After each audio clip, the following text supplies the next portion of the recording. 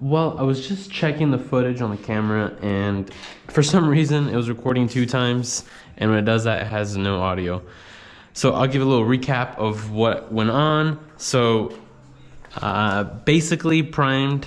Yesterday's where the video had left off. Yesterday the battery died, and I'm not sure if you'd be able to see it on the camera, but it looked a little funny in this area, and I was kind of worried coming in today, thinking I'd have to reprime and rebody work, but ended up working out good. This truck has a weird, I think all trucks do, but it has like a really round part right here where the door contours down. It's flat, round, and that's exactly what I had up here. But yesterday, I honestly didn't see that, and I was like, oh my god, this is bad this morning. But then I was like, wait, let me feel this back, and that's exactly how it feels. So this is good, it's passable. Blocked to a 220, 400, and then 600. Same thing with the bottom of the fender. And then same thing up here too. Everything blocked out fine. Now basically where I'm at right now is unmasking the truck. I'm gonna run and end up blending the color to the door. So I'm just gonna break it off the body line down here and then get away with it on the bottom over here, just to make the color look better, because I don't want to have 2 different colors butted right up to each other. So that's just gonna be the smarter option. Didn't really want to do that, but it'll like I said, it'll be a smarter option. And then that's basically it. So I'll just unmask the truck, and then we'll start prepping the rest of it, and we'll do snippets of that. And yeah, so still on track to painting it today. Got the truck all unmasked, take it apart, took partially apart. I rolled the window down, pulled the window sill on the bottom, and then pulled the weather stripping down. Wax and greased it just to be safe that there's no silicone on here or wax, which that generally causes issues when you try to prep it or paint over it too. When you prep it with stuff on there, it like works it into the paint, and then you cause issues when you go to paint it. But anywho, I did all that. Now it's just basically gonna run tape on the edges that I don't want to sand, and then mask off the window so I don't make a mess out of the interior. And then I'll start final prepping it, and we'll throw in some clips of that too. But I figured I'd just show this. I mean, show this before I start prepping it.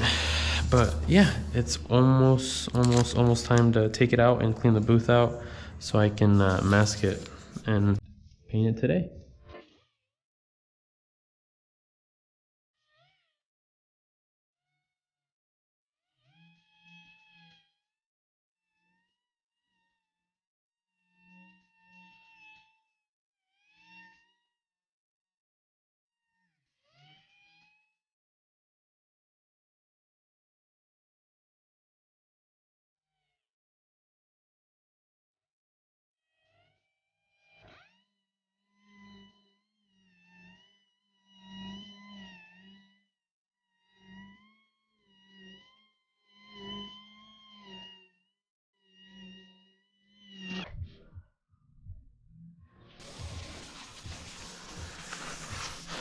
So this is a gray Scotch-Brite, just to give it that mechanical scratch, which I spoke about when I was doing the primer.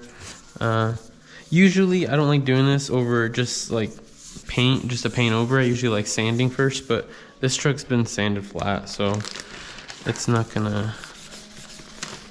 Generally I like to knock off orange peel and stuff, which this does not do. This just gives you literally a scratch. But this truck's been sanded flat, that this is all smooth already, so it's just a matter of giving it a scratch so you don't have the paint falling off in a couple of years, or when you put tape on it or something.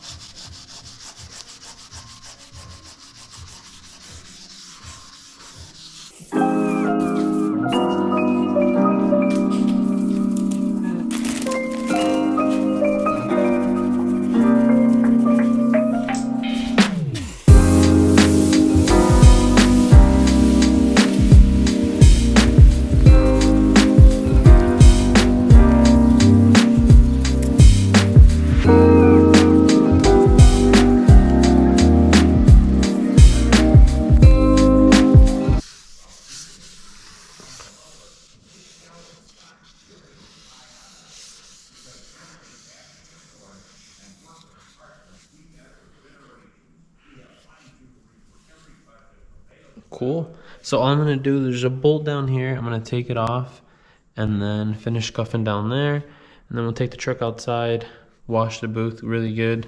You can see I got a whole mess down here, and I was polishing in here yesterday too. So wash the booth out, and then we clean up that mess of freaking primer and paint and reducers that I have. And then I should bring it back in and then start masking it for paint.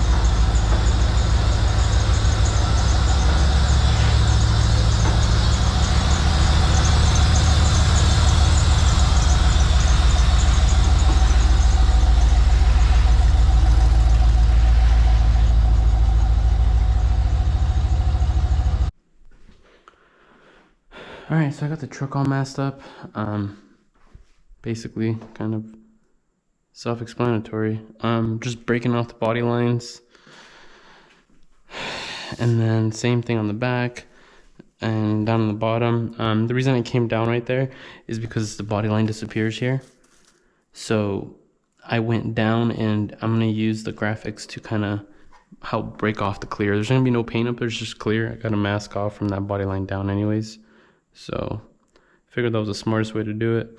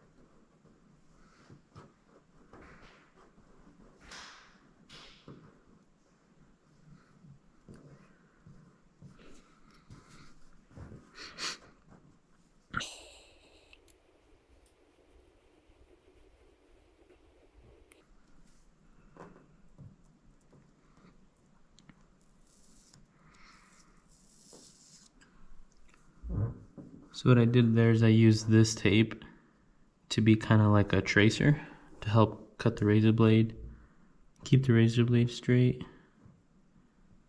Seems to work most of the time.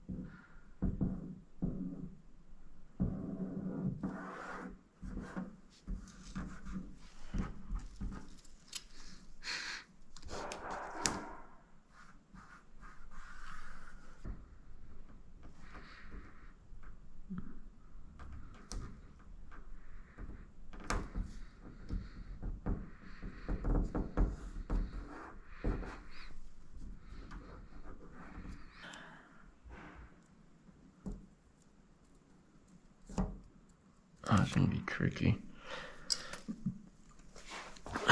Honestly, this is all overkill, but I'm probably only gonna have color to like here.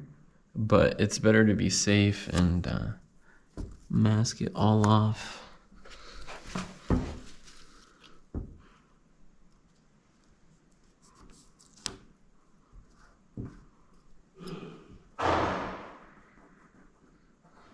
That's that. Now just mask this off with some paper and we are done.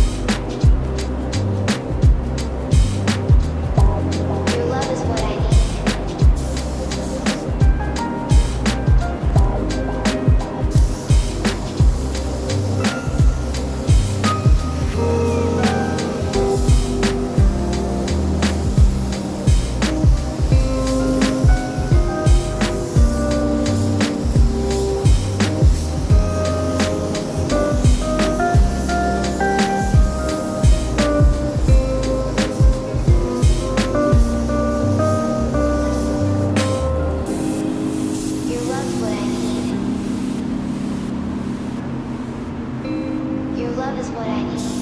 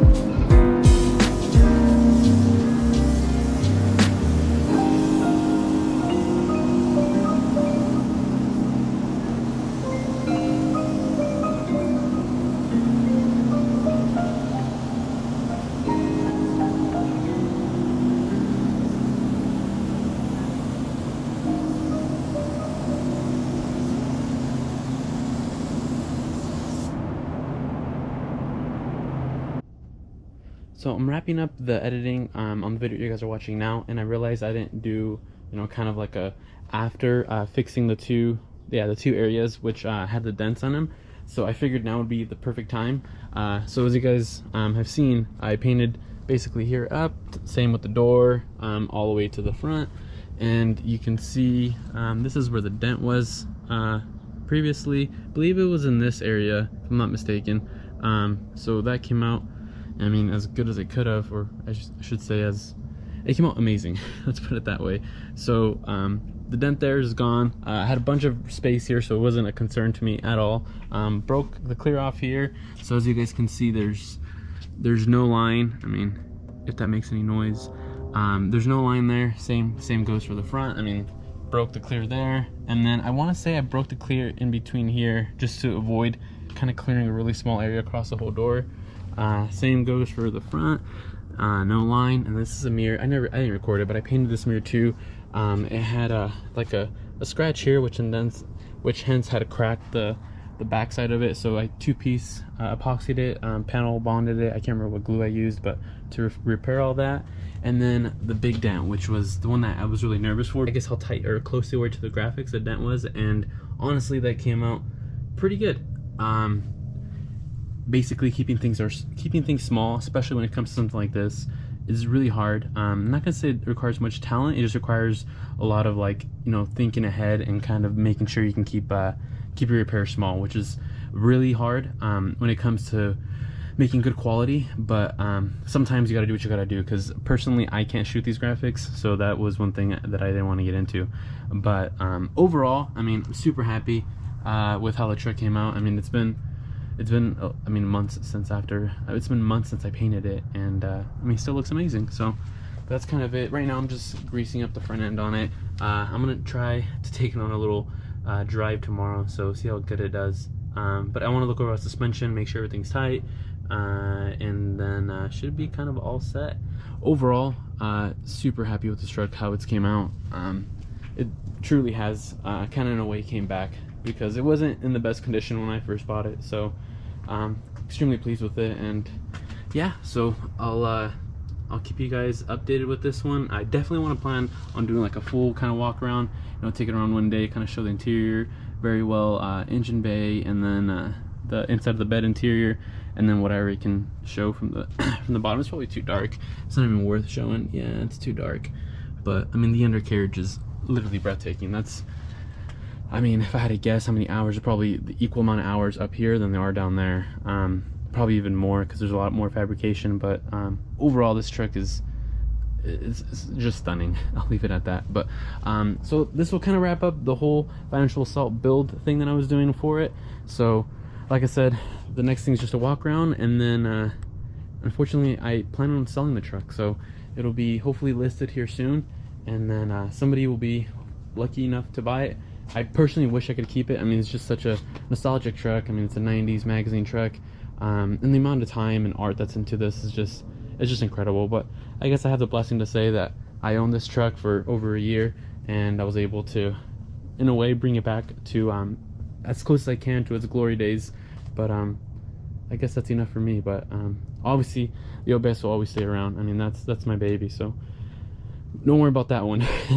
The only one I have to, unfortunately, I don't have to, but I just like to get it sold just to make some, you know, life decisions, and the money from it would help out a lot.